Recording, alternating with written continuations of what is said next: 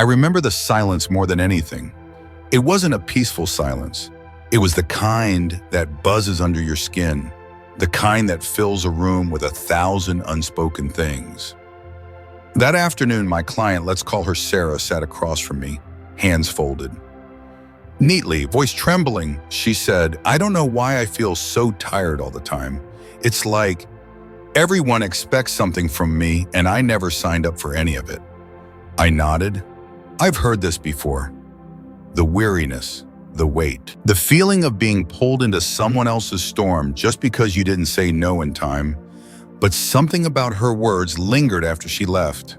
They stayed with me while I closed up my office, while I drove home through Virginia's late autumn dusk, and even as I sat on my porch with a mug of lukewarm tea. And that night, for the first time in a long while, I couldn't sleep. I lay in bed staring at the ceiling fan, listening to its low hum, and wondering, when did I start feeling this way too? It wasn't sudden, more like a slow erosion, a little chip here, a little crack there. Moments I told myself were small, letting a friend vent for hours, smoothing over family arguments, pretending I was fine when I wasn't. Eventually you don't realize the ground has shifted until you look down and can't find your footing. That night I pulled out an old leather-bound journal I hadn't touched in years. Inside were scribbled notes from my grad school days, Jungian theory case notes, quotes from Marcus Aurelius and Epictetus. One entry caught my eye. "You suffer not from the things themselves, but from your judgment of them." I sat with that for a while because lately my judgments were off. I was calling exhaustion compassion. I was labeling self-neglect as patience. I had confused being present with being available all the time for everyone. The next morning I visited my brother Leo. He greeted me with his usual lopsided grin, the one that could charm an entire room and still leave it spinning. Leo's a natural storyteller, funny, magnetic, always the center of attention, but I've learned something about charm. Sometimes it's just a beautiful mask over coffee. The conversation drifted toward our family, Leo said. "You know, Mom's been really down lately. I told her you'd call more." I blinked. "I've been calling her every week." He waved it off. "Yeah, but you know how she is. You're the only one she listens to." There it was, the familiar shift, the silent handoff of responsibility. Not a demand, just expectation. I didn't argue. I didn't ask why it was always me. I just smiled, said I'd call her again. But inside, something cracked open. That evening, I sat back down with my journal and wrote a question I hadn't dared to ask in years. Who would I be if I wasn't carrying everyone else's emotions? There was no answer. Just stillness, but in that stillness, a memory surfaced. I was 10. Leo had broken a window and I took the blame. I remember Dad's stern face, Mom's silence, and Leo's quick nod of thanks behind their backs.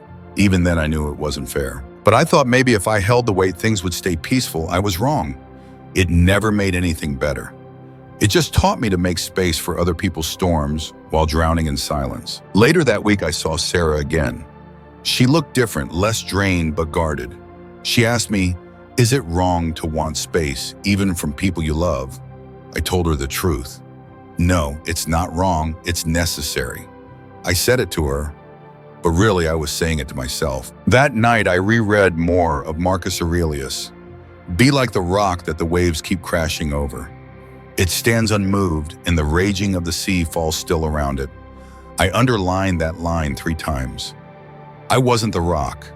Not yet. I had become the shoreline eroded by every wave that touched it, but for the first time in years, I wanted to be the rock, not out of anger, not out of spite, but because I was starting to realize something Stoics have known for centuries. If you don't define the boundary, someone else will. And they will do it according to their need, not your strength. I started listing names in my notebook, not out of judgment, but out of awareness. People who left me feeling stronger after I saw them, and people who left me hollowed out. The pattern wasn't subtle, and it wasn't about who was bad or good. That's not what this is. This was about something deeper, something Jung hinted at and Stoics live by. You are responsible for your own soul, not anyone else's. Later that week, I visited my mother. She smiled, hugged me too long, and as always, sighed with a heaviness that wasn't mine to carry. We talked about simple things, whether groceries, the holidays. As I left, she said, "You've always been the strong one, Evan. Everyone leans on you." I smiled, but I didn't answer because I was starting to question the cost of being that person. That night, back on my porch, I looked up at the stars and asked a different question. What if being strong doesn't mean holding everything? What if it means choosing what to hold and letting go of what was never yours? And that was the beginning, not of a fight, not of a withdrawal, but of something quieter, something deeper. The beginning of reclaiming myself. One breath, one boundary, one truth at a time. There are moments when you think you're doing the right thing until your body tells you otherwise. It was Tuesday early evening. I was back in my office, dim light, the smell of old paper, the ticking of the wall clock louder than usual. Across from me sat Claire, a longtime client. She'd been talking about her mother-in-law for 20 minutes, how she always seemed so fragile, so emotionally reactive. Claire felt responsible for keeping her moods in balance. Then she said something I couldn't ignore. "I feel like I'm living inside someone else's emotions, like I'm never just me around her. I'm whoever she needs me to be." I froze because I knew that feeling all too well. After the session, I didn't drive home right away. Instead, I sat in my car. Rain drizzled over the windshield. The wipers squeaked against the glass, and I thought about my last visit with my mother. The way she said, "You've always been the strong one." The way it wasn't a compliment. It was a contract, unspoken, unchosen. A role I had to keep playing, or else she'd crumble. And if she crumbled, whose fault would it be? That's when it hit me. I wasn't just carrying the emotions of others. I was living as a projection, someone else's version of me, someone else's mirror. Not because they were malicious, but because they didn't know how else to survive, and I had mistaken that for love. I went home that night and opened my journal again. One entry from years ago stood out. When people are blind to their own wounds, they project them onto others and call it truth. Jung had called it projection, but the Stoics had their own word for it, illusion, and I was starting to understand just how deep that illusion went. The next day I visited my brother Leo again. Not because I wanted to, but because he had called me twice, left 3 voicemails and texted, "I just need someone to talk to." When I arrived, he was already talking about work, stress, about his girlfriend, about how nobody understands what he's going through. I listened as I always did until he said, "Honestly, I don't know what I'd do without you. You're like my anchor." My chest tightened. That's supposed to be a compliment, right? But it didn't feel like one. It felt like a chain. I left after an hour, no fights, no harsh words, just silence. And when I got home, I didn't feel helpful. I felt hollow. That's when I asked myself, what if I'm not his anchor? What if I'm just his emotional storage unit? A place to dump everything he refuses to hold. That night, I read from Marcus Aurelius again. "You must build up your life action by action and be content if each one achieves its goal as far as possible. And no one can keep you from this." I underlined that last sentence because that was the heart of it. No one can keep you from choosing what you carry, but only if you remember that you have a choice. I started making a list, not of people, but of patterns. Every time I left a conversation feeling drained, manipulated, guilty, or ashamed, I wrote down what happened. Not who said what, but how I responded, what I allowed, what I absorbed, and most importantly, what wasn't mine to begin with. By Friday, I started noticing things I had never seen clearly. The way Leo always turned his feelings into my responsibility. The way my mother rewrote every disappointment as something I failed to fix, and the way I quietly, repeatedly accepted the blame. Not because I believed it, but because it made things easier, in the short term at least. But Stoicism doesn't care about comfort. It cares about clarity. And clarity had arrived like a hard truth I could no longer look away from. Saturday morning, I drove out to the old hiking trail outside town. No phone, no music, just me. The trail and the sound of wind moving through trees. There's something about nature that strips you bare, and somewhere between mile 2 and 3, I stopped. Sat on a flat rock and let it all sink in. I thought about Claire, about Leo, about my mother. I thought about the roles I had played: peacemaker, fixer, empath, anchor. All of them well-meaning, all of them in some way obligas because they weren't chosen. They were assigned by people too unconscious to carry their own pain, and by a younger version of me who thought being loved meant being useful. That's when it happened. A moment I'll never forget. I whispered to no one, "I am not your mirror," and for the first time in years I believed it. I didn't say it in anger. I said it like a man reclaiming his name after years of being called someone else's. I walked the rest of the trail in silence, but inside, everything was louder, clearer. And by the time I got back to my car, I had written a new note in my journal. You can love someone and still refuse to carry their wounds for them. Compassion is not the same as self-erasure. Later that night, I got a text from Leo. "Hey, sorry if I've been too much lately. Hope we're cool." I stared at the screen for a while. Then I replied, "We're always cool, but I'm learning to take better care of my own mind. I hope you can understand that. No guilt, no drama, just the truth, and with it, a boundary." That was the day I stopped being a mirror and started being something else, something the Stoics would recognize. A person who knows where he ends and where others begin. A person who protects his peace not with walls, but with wisdom, not with anger, but with awareness. People don't always lie with words. Sometimes they lie with a smile, with perfect posture, with the way they always say the right thing. And the more I paid attention, the more I realized those are the lies that drain you the most. It started that weekend at a couples retreat. I'd volunteered to help with 24 couples, one quiet mountain lodge. The goal: reignite authentic connection. The irony didn't hit me until the second group session. Across the room sat a woman named Melanie, mid-40s, beautiful, poised, always composed. Her husband, Greg, was the opposite, clumsy, with words clearly uncomfortable. During the group exercise, she spoke first. "I think we're doing well. We just need to be more intentional about gratitude." It was perfect, too perfect. Even Greg looked confused. When it was his turn to speak, he hesitated. "Sometimes I feel like I'm not really allowed to have emotions, not the messy ones at least." Melanie smiled almost reflexively, and in that moment something clicked. I'd seen that smile before, on my old mentor's face. A man who could speak eloquently about empathy yet flinched at emotional honesty. A man who praised my calm presence even when I was drowning inside. He used to say, "You're a professional now. You don't get to be overwhelmed."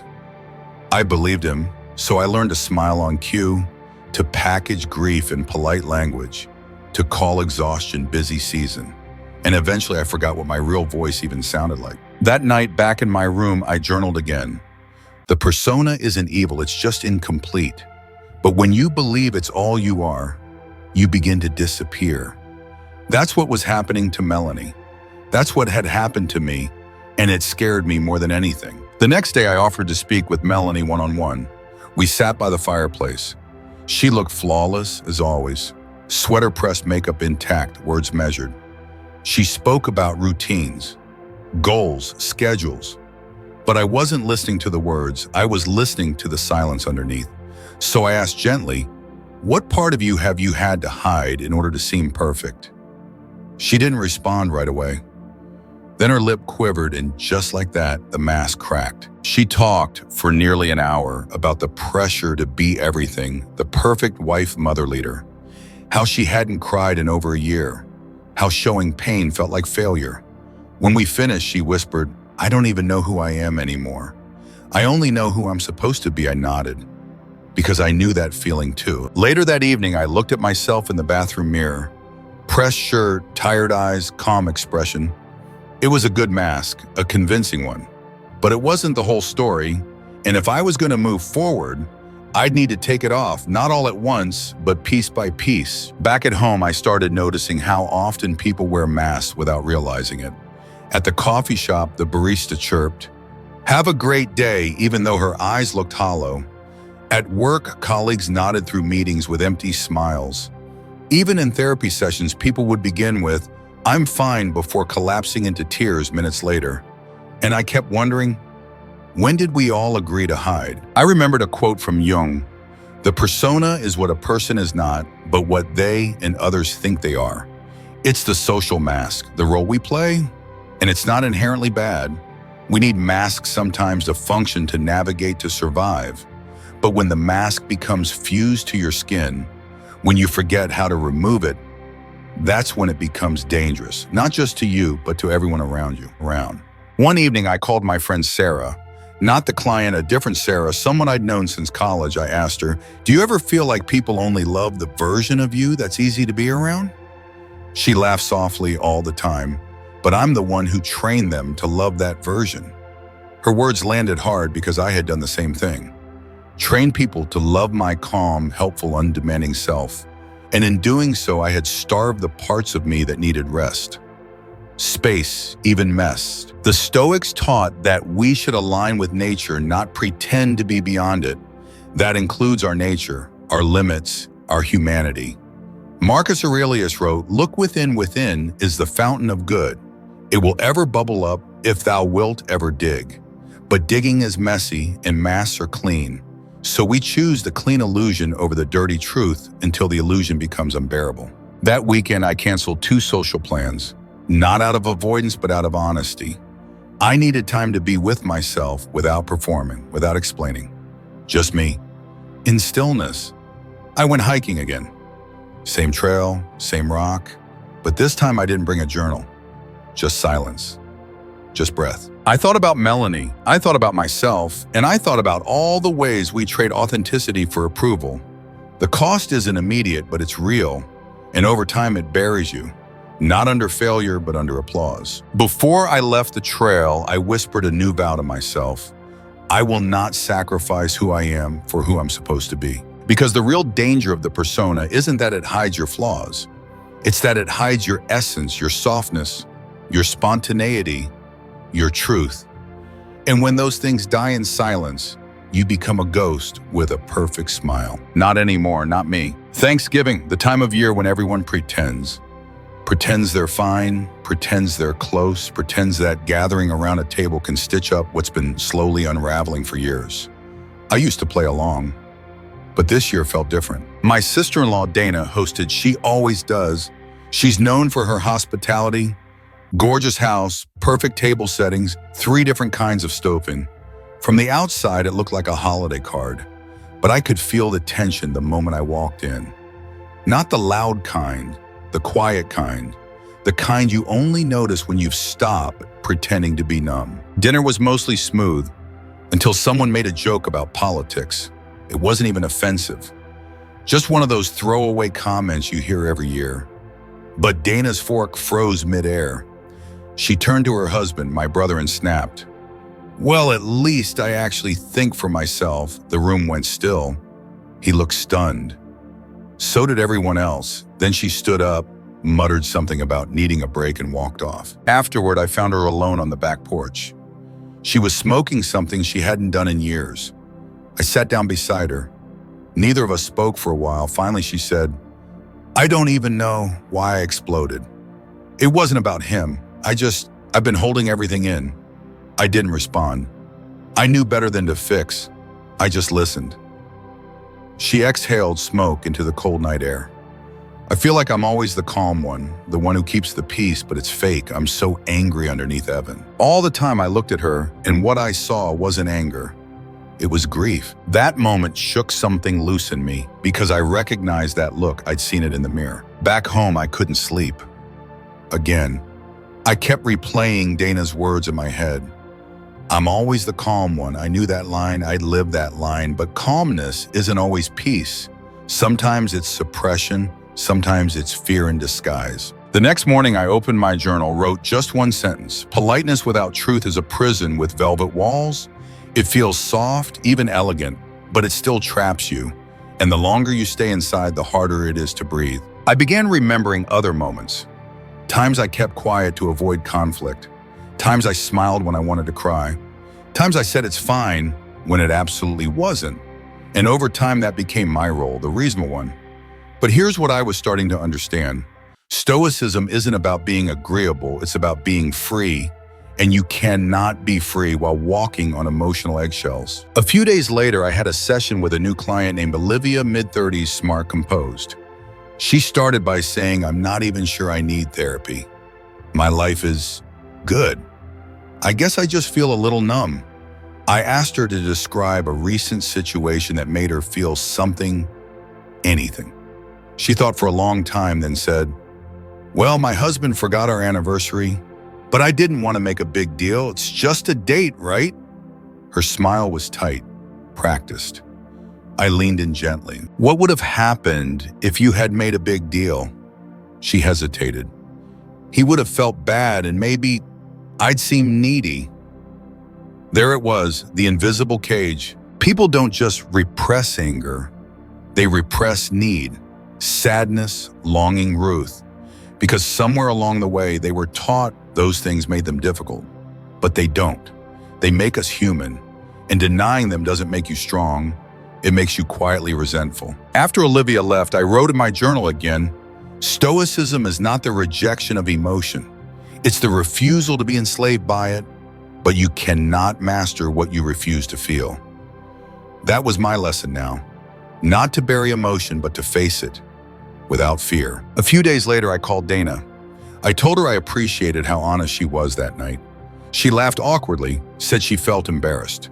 I told her she shouldn't be. That moment, her honesty, her crack in the mask, felt more real than all the years of politeness combined. And realness. I'm learning as the soil where clarity grows. Clarity doesn't scream. It doesn't slam doors or flip tables. It just is like a river that finally clears after a storm. And with clarity comes choice. That's what the Stoics were after. Not numbness, not performance, but choice to act with reason, to feel without drowning, to speak without trembling. The next family gathering was quieter. No fireworks, but no masks either. When Dana smiled this time, it was real. Soft, uneven, and I smiled back, not because I was supposed to, but because I wanted to. Later that night, I looked in the mirror again, and for once, I didn't see the calm one. I saw a man in progress, a man who no longer confused peace with performance, a man learning that you can be kind without being silent, that you can be still without being invisible. Because the truth is, politeness without honesty is cowardice dressed in good manners, and I don't want to live in fear of discomfort anymore. Let others raise their voices if they must. I'll raise my awareness. Let others chase approval. I'll chase alignment. That's what Stoicism means to me now. Not cold, not detached, but clear, grounded, real, and above all, free. We all like to believe we're the good ones, the ones who help, who listen, who heal. But what happens when our so-called virtue becomes another form of control? It started with a conversation I didn't see coming. I was walking out of my office, coat half buttoned, when my colleague Teresa called out, "Hey, can I talk to you for a second?" She's not someone who wastes words, so I stopped. She hesitated, then said, "I overheard your last session, the one with Aaron." I raised an eyebrow. "Okay, you told him he should start journaling again. That maybe he needed more structure and fewer distractions." I nodded. "Yeah. He's been all over the place emotionally, I figured." She cut me off gently but firmly. "I think you're crossing a line." I felt something tighten in my chest. Crossing a line, I'd helped him. I'd guided him. But Teresa wasn't done. "Evan, sometimes I wonder, are you helping your clients? Or are you trying to fix them into your version of what healthy looks like?" Her words hung in the air like smoke. I didn't have an answer. Not right away, so I said nothing. Just nodded, said I'd think about it, and walked to my car. But I couldn't stop thinking about it. All the way home, all night into the next morning. And deep down, I knew she was right. I opened my journal, stared at a blank page. Then finally I wrote, "I preach boundaries, but I violate them with my help. I talk about freedom, but I push people toward my ideals. When did I become the one who couldn't let go?" I thought back to my client, Aaron. How frustrated I'd been with his indecision, his emotional spirals, his avoidance. But frustration wasn't the real issue. The issue was this: I couldn't stand watching someone sit in their chaos without trying to reorganize it for them. Not because I was cruel, but because it reminded me too much of me. In that moment, I saw it clearly. My drive to help wasn't just compassion, it was control in disguise. It was me trying to shape others so I wouldn't have to feel the discomfort of their mess or mine. I thought about my mother again, how she leaned on me for years, how I took that as a badge of honor, the strong one, the wise one, the one who always knew what to say, but deep down I resented it. And when I started doing the same thing to others, guiding, fixing, advising, I thought I was doing good. But maybe, just maybe, I was replicating the very dynamic I had spent my whole adult life trying to escape. That night, I couldn't look at my reflection the same way because I realized something else. Sometimes the person who means well can do the most harm, especially when they believe their virtue makes them immune to scrutiny. I had become the moral controller, the one who quietly believed they had the answers, the one who offered help that wasn't asked for, the one who didn't lash out or explode, but who used logic and wisdom as tools to shape other people's lives. And here's the hardest part. It came from pain, unprocessed, unacknowledged, deeply buried pain. In the days that followed, I withdrew a little not from people, but from that constant urge to intervene. When clients spoke, I listened more, not to fix, not to advise, but to understand. I replaced "you should" with "how do you feel about that?" And something shifted in them and in me. One evening, I sat on my back porch watching the wind move through the trees. I remembered a line from Seneca. It is a great thing to know the season for speech and the season for silence. I had mistaken speech for wisdom, but silence was becoming something sacred. Then came the twist I never expected. A text from Leo. "Hey, I've been reading that book you gave me, the one about boundaries, kind of hit me in the gut. You were right. I didn't see how much I was leaning on you. I just wanted to say thank you, and I'm sorry." I stared at the screen for a long time, not because I needed the apology, but because for the first time, he was owning his part of the pattern, and I hadn't forced it. I'd let go, and in that space, something real emerged. I called him the next day. We didn't rehash the past. We talked about music, about movies, about nothing really, but it felt honest. Equal unburdened. That night, I wrote one final entry for the week. When I let go of needing to be right, I made room for others to be real. Virtue without humility becomes violence, even when it's soft. And with that, I felt lighter. Not perfect, not enlightened, just lighter, because I had stopped trying to be a savior and started being a person again. A person who listens, who feels, who lets others stumble, and maybe stumbles a little too. A person who knows the difference between love and control, between wisdom and certainty, between guidance and quiet presence. That's what Stoicism is to me now. Not having the answers, but having the strength to not need them. Some people don't ask for much. They just need your time, your energy, your presence all the time. And somehow, without ever raising their voice, they drain you completely. For me, that person was Leo, my brother. And for years, I didn't even see it because he wasn't cruel, he wasn't loud, he wasn't controlling, he was just always there, always needing. After our last conversation, things had gone quiet between us. And honestly, I thought that was it. I thought maybe we were finally finding new ground, healthier ground. Then one afternoon, I got a text, "Hey, I'm really going through it right now. Can you come over?" No details, no context, just a pull. A silent expectation, and for a moment I felt the old reflex kick in: drop everything, show up, fix it. But then I paused, not out of selfishness, out of something I had worked hard to earn: clarity. I sat with the text for a while, breathed in, breathed out. Then I replied, "I can talk for a bit tonight if you want to call, but I can't come over today." A few minutes passed, then came the response: "Forget it, I knew you wouldn't be there."